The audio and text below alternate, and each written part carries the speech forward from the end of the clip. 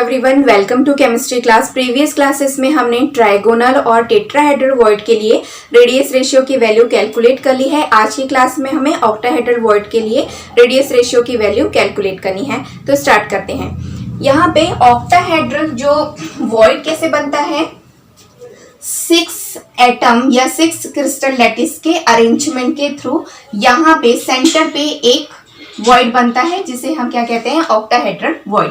तो यहाँ पे देखिए ये 4 एटम्स हैं, इस तरीके से अरेंज किया हमने, और एक इसके अबव मतलब ऊपर की साइड और एक इसके नीचे। तो टोटल कितने हो गए हैं, 6 एटम, और 6 एटम के सेंटर में एक वॉइड बनता है जो कि ऑक्टाहेड्रल वॉइड कहलाता है। अब इसे हम दूसरे तरीके से भी देख सकते हैं, जैसे कि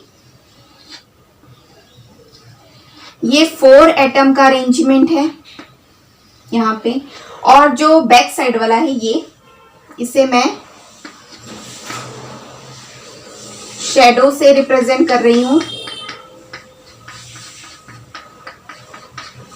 ये शैडो बन गया, ठीक है। ये है बैक साइड वाला, बैक साइड एटम, एंड इसके जो ऊपर आएगा ये इस तरीके से। तो टोटल कितने एटम्स हो गए, 1 2 3 4 5, एंड बैक साइड वाला क्या है, 6। तो टोटल 6 एटम के बीच में यहाँ पे ऑक्टाहेड्रल वॉइड बनता है। यहाँ पे जो वॉइड बन रहा है वो है ऑक्टाहेड्रल वॉइड। इसलिए इसकी जो कोऑर्डिनेशन नंबर कितनी होगी, कोऑर्डिनेशन नंबर 6 होगा, क्योंकि यहाँ पे इनके इस वॉइड के नियरेस्ट नेबर एटम्स कितने हैं, 6 हैं। तो यहाँ पे 6 एटम के थ्रू ये ज्योमेट्री बन रही है, इसलिए इसका कोऑर्डिनेशन नंबर क्या है, 6 है। मैं यहाँ पे लिख दे रही हूँ, कोऑर्डिनेशन नंबर इसका है 6। अब हमें कैलकुलेट करनी है रेडियस रेशियो की वैल्यू। तो यहाँ पे रेडियस रेशियो की वैल्यू कैलकुलेट करनी है हमें, तो इसे मैं थोड़ा सा जूम करके, अब यहाँ पे देखिए ये जो क्रिस्टल लैटिस है, इसे थोड़ा बड़ा स्ट्रक्चर्स में हम रिप्रेजेंट करते हैं। इसे स्ट्रक्चर को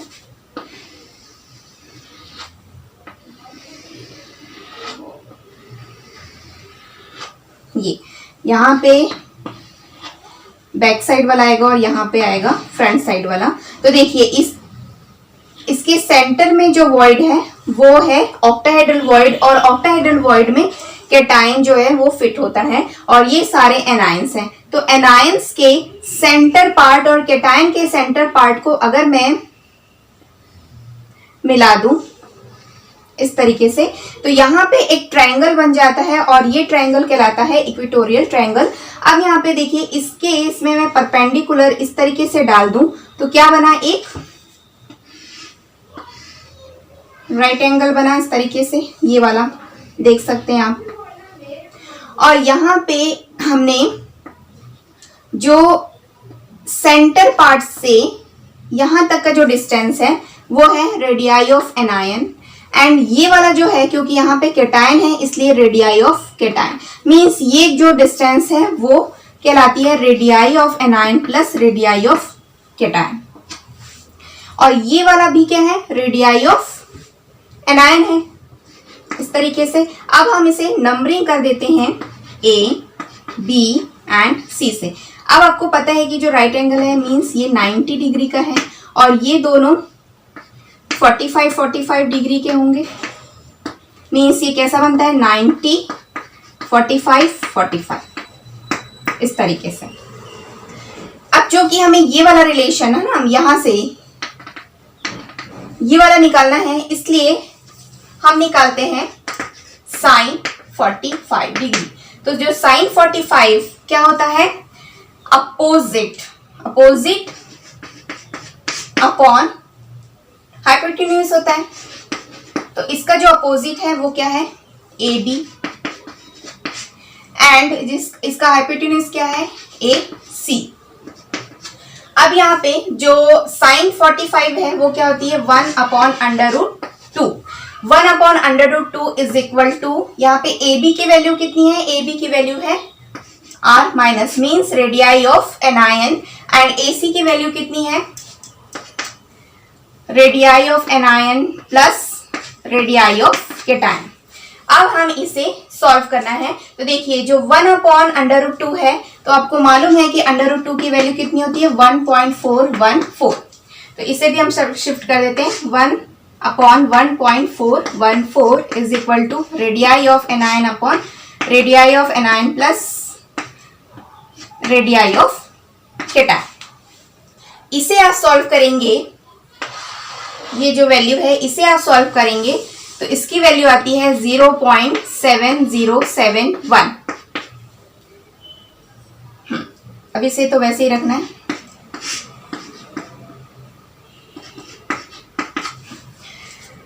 ये इसकी वैल्यू आ गई है। अब यहाँ पे देखिए जो रेडियस रेशियो क्या होता है, radii of cation upon radii of anion. तो हमें कैटायन ऊपर चाहिए, इसलिए हम इसका क्या करते हैं, रेसिप्रोकल करते हैं। तो रेसिप्रोकल जब आप करेंगे तो आएगा 0.7071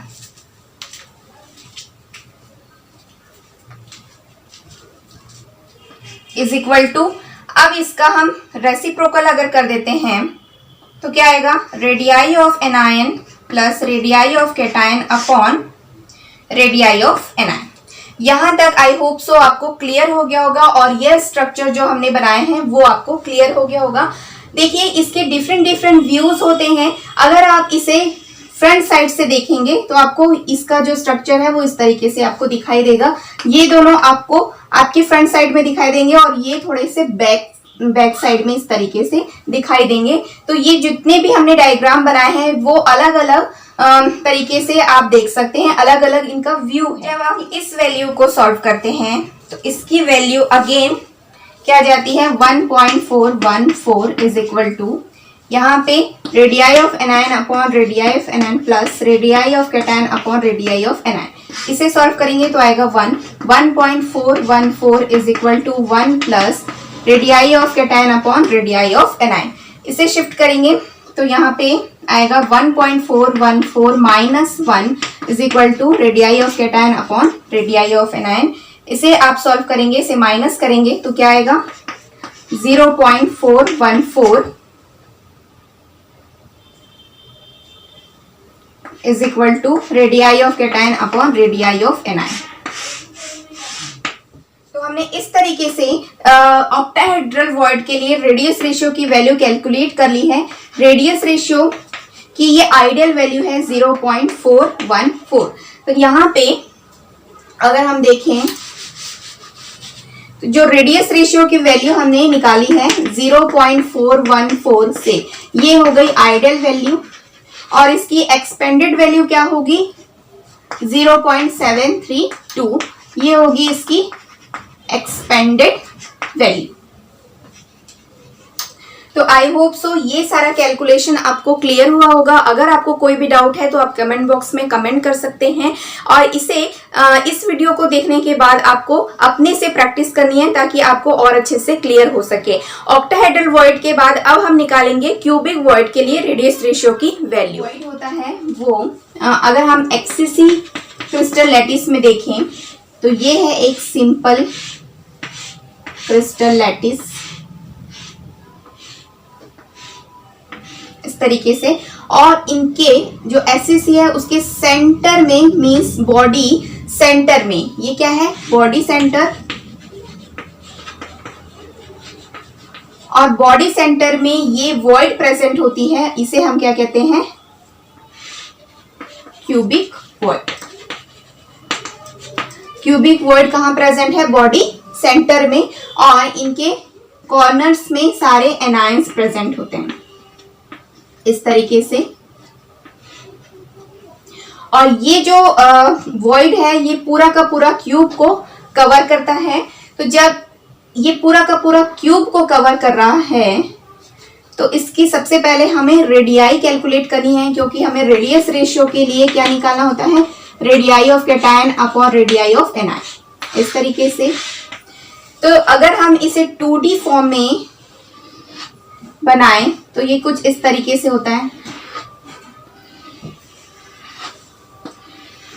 इस तरीके से। और यहाँ पे इसके सेंटर, इसका ये सेंटर पार्ट है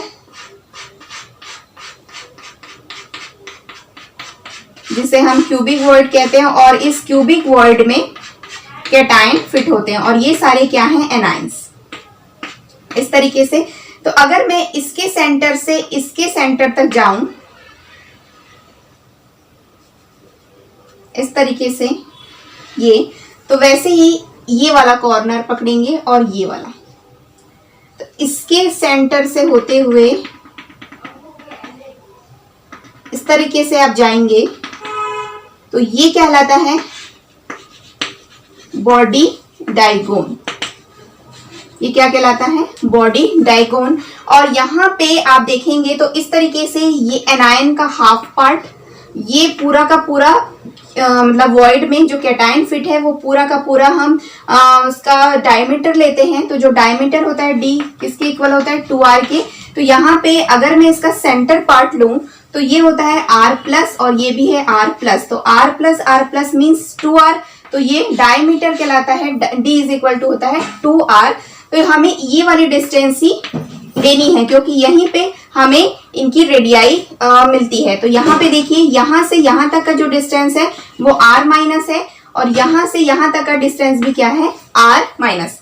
तो हम अगर लेते हैं तो यहाँ पे इनकी रेडियाई का जो रेशियो मीन्स रेडियाई कहलाएगी total radii. Total radii is equal to कहलाएगा 2r minus plus 2r plus, इस तरीके से।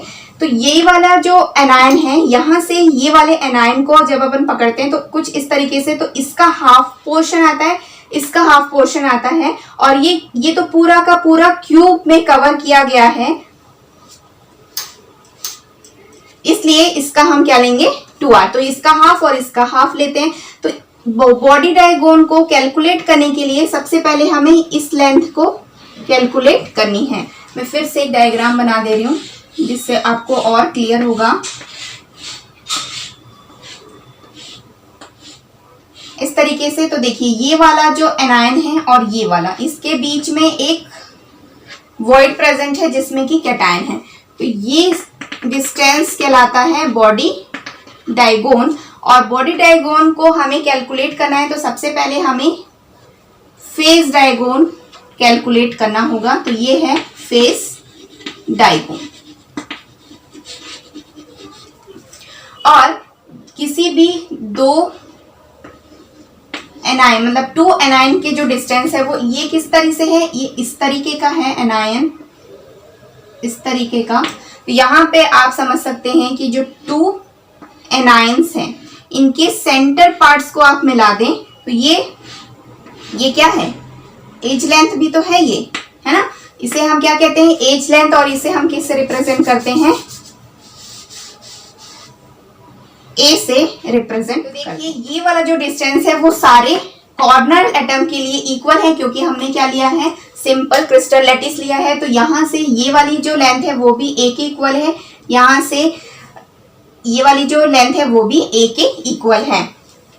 तो सबसे पहले हमें फेज डायगोन कैलकुलेट करना है, उसके बाद हम जाएंगे बॉडी डायगोन में। तो जो फेज डायगोन है उसके लिए अगर सपोज मैं इसे ए मान लेती हूँ, ए बी सी और ये है डी। तो सबसे पहले हमें फेज डायगोन निकालना है। तो ये वाला जो ट्रायंगल है वो कहलाता है बी सी डी। और बी सी डी चूंकि एक राइट एंगल है ये इस तरीके से, तो हम इसमें क्या लगाते हैं, पाइथागोरस थ्योरम।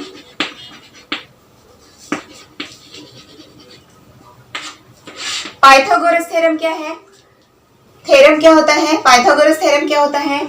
अगर मैं इससे ये वाला जो है वो है हाइपोटेन्यूज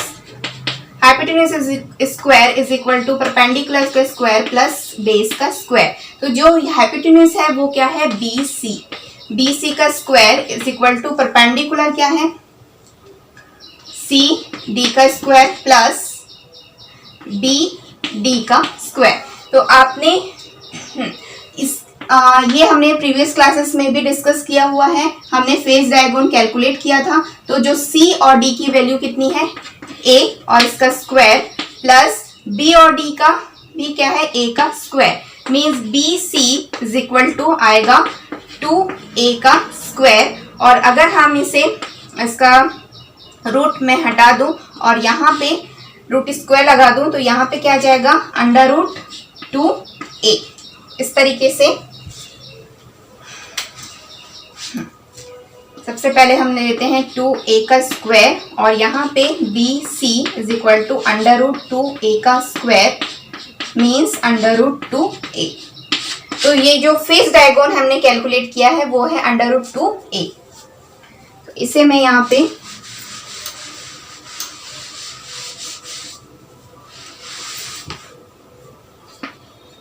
BC फेस डायगोन BC का स्क्वायर इज इक्वल टू है 2a का स्क्वायर।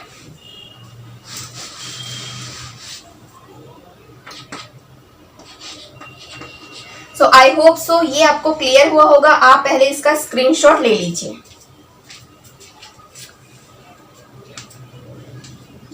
नेक्स्ट अब हमें निकालना है बॉडी डायगोन। यहां से ये और ये भी एक क्या है, राइट एंगल है। तो अगेन इसमें हमें लगाना है पाइथागोरस थ्योरम। तो यहाँ पे जो ट्रायंगल मैं ले रही हूं ये वाला, तो यहाँ पे क्या आएगा, A B एंड C। तो जो यहाँ पे इससे मैं शिफ्ट कर देती हूँ।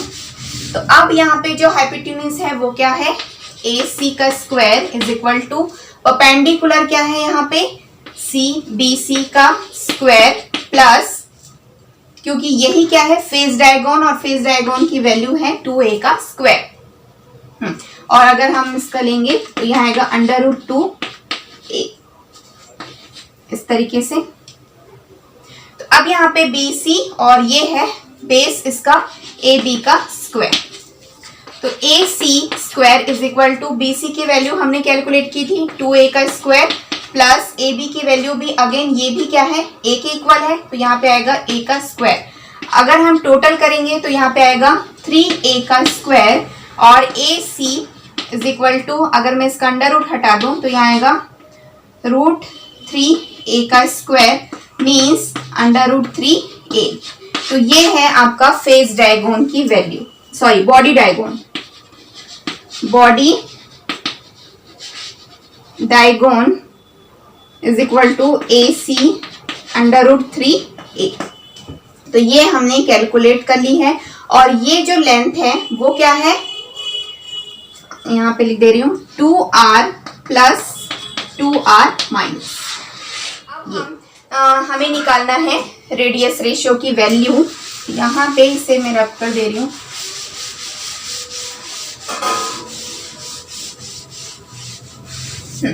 तो आपको मालूम है कि जो बॉडी डायगोन हमने निकाला था, ये बॉडी डायगोन क्या होता है,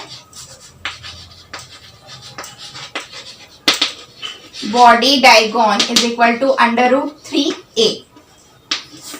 जो बॉडी डायगोन की वैल्यू है यहां से यहां तक का वो क्या है 2r। ये भी क्या है, हम इसे 2r प्लस या 2r माइनस से रिप्रेजेंट कर सकते हैं, क्योंकि यहाँ पे इस एनायन का हाफ पोर्शन लिया जाता है, इसका हाफ पोर्शन, इसका फुल और इसका भी हाफ। आई होप सो ये वाले डायग्राम से आपको क्लियर हो गया होगा। ये डायग्राम से हमने एक्सप्लेन किया था। तो यहाँ पे ये जो बॉडी डायगोन है, ये सॉरी बॉडी सेंटर में कैटायन प्रेजेंट है, तो इसका हमने डायमीटर लिया था और यहां से यहां तक का पोर्शन और यहां से यहां तक का, क्यों, क्योंकि हमें सेंटर पार्ट को मिलाया था। एनायन के सेंटर पार्ट को आप मिलाएंगे यहां से यहां तक का, तो क्या आएगा, ये r माइनस, ये भी r माइनस और ये है 2r प्लस।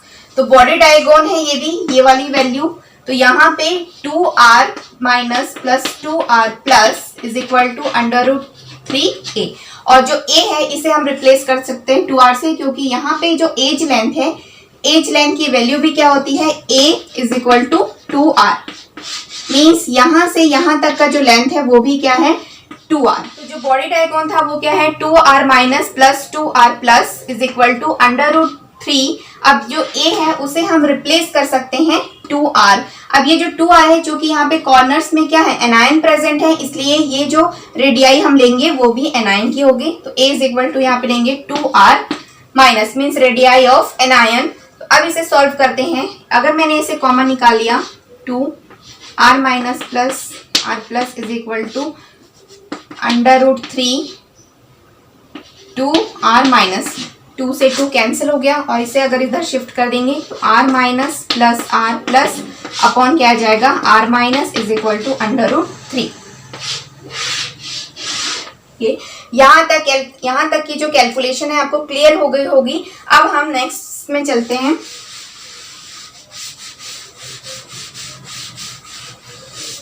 अब देखिए जो √3 है उसकी वैल्यू क्या होती है 1.732 और रेडियस रेशियो क्या होती है, radii of cation upon radii of anion. तो यहाँ पे देखिए जो कैटायन है वो ऊपर है, इसलिए इसका रेसिप्रोकल करने की कोई जरूरत नहीं है। ऐसे ही हम लेंगे तो R minus plus R plus upon R minus is equal to, इसकी वैल्यू होती है 1.732। अब यहाँ पे देखिए R minus plus R minus, ये तो इसे अब कैंसिल करेंगे तो आएगा 1 के इक्वल है ये, प्लस R माइनस, इसकी वैल्यू 1.732 और इसकी भी वैल्यू 1.732। अब देखिए इसे अगर इधर शिफ्ट कर देते हैं तो यहाँ पे क्या आएगा, radii of cation upon radii of anion is equal to 1.732 minus 1 means 0.732। तो ये रेडियस रेशियो की वैल्यू है क्यूबिक वॉइड के लिए, और ये जो रेडियस रेशियो हमने निकाला है 0.732 वो क्या है, आइडल वैल्यू है। तो ये सारी कैलकुलेशन आपको क्लियर हो गई होगी, एक बार इसका भी आप स्क्रीनशॉट ले लीजिएगा। अब देखिए यहाँ पे जो 0.732 वैल्यू आई है वो क्या है, एक आइडियल वैल्यू है क्यूबिक वॉइड के लिए, आइडियल वैल्यू है ये। और यहाँ पे एक्सपेंडेड वैल्यू क्या होगी 0.732 और यहाँ पे 0.999, क्योंकि रेडियस रेशियो की वैल्यू जो होती है लेस देन 1 होती है। तो ये जो रेंज है यहाँ तक जो भी कैटायन होगा वो क्यूबिक वॉइड में ही फिट होगा। तो आई होप सो ये सारे कैलकुलेशन आपको क्लियर हुए होंगे। हमने सारे वॉइड्स के लिए रेडियस रेशियो की वैल्यू कैलकुलेट कर ली है। अब हम इसे समराइज कर लेते हैं। तो यहाँ पे हम लेते हैं रेडियस रेशियो की values, then coordination number, then structure. अब ये जो रेडियस रेशियो है उसकी आइडियल रेंज एंड एक्सपेंडेड। तो सबसे पहले हम लीनियर के लिए, हमने सबसे पहले लीनियर के लिए देखा था, तो ये है लेस देन 0.155, लेस देन 0.155 अगर वैल्यू आती है मींस इसका जो स्ट्रक्चर होगा वो होगा लीनियर और कोऑर्डिनेशन नंबर क्या है 2।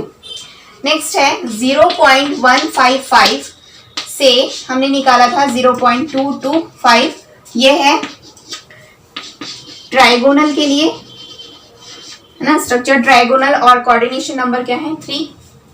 0.225 से 0.414 ये है टेट्राहेड्रल के लिए, जिसका की कोऑर्डिनेशन नंबर क्या होता है 4। देन 0.414 से 0.732 ये है ऑक्टाहेड्रल वॉइड और कोऑर्डिनेशन नंबर क्या है 6। एंड लास्ट जो अभी हमने डिस्कस किया 0.732 से 0.999 ये है क्यूबिक, जो स्ट्रक्चर क्यूबिक और कोऑर्डिनेशन नंबर क्या है 8। इस तरीके से हमने सारे रेडियस रेशियोज को समराइज कर लिया है। इसे आपको टेबल बनाकर ही इसी तरीके से आपको याद करना है। ये टेबल भी आप इसी तरीके से बनाएंगे और सारी वैल्यूज को कैलकुलेट करेंगे। देन साथ ही साथ आप इनके स्ट्रक्चर एंड कोऑर्डिनेशन नंबर को भी लेंगे, क्योंकि चाहे आप कोई भी एग्जाम की तैयारी कर रहे हो, चाहे वो 12th हो, JEE हो या फिर नीट की तैयारी हो, कोई भी आप कॉम्पिटिटिव एग्जाम की तैयारी कर रहे हैं केमिस्ट्री से रिलेटेड, उसमें रेडियस रेशियो पे एक कैलकुलेशन जरूर आती है, एक न्यूमेरिकल जरूर आता है। तो इसे आप जरूर याद कर लीजिएगा। ये वीडियो आपके लिए हेल्पफुल रही होगी। Thank you so much for watching.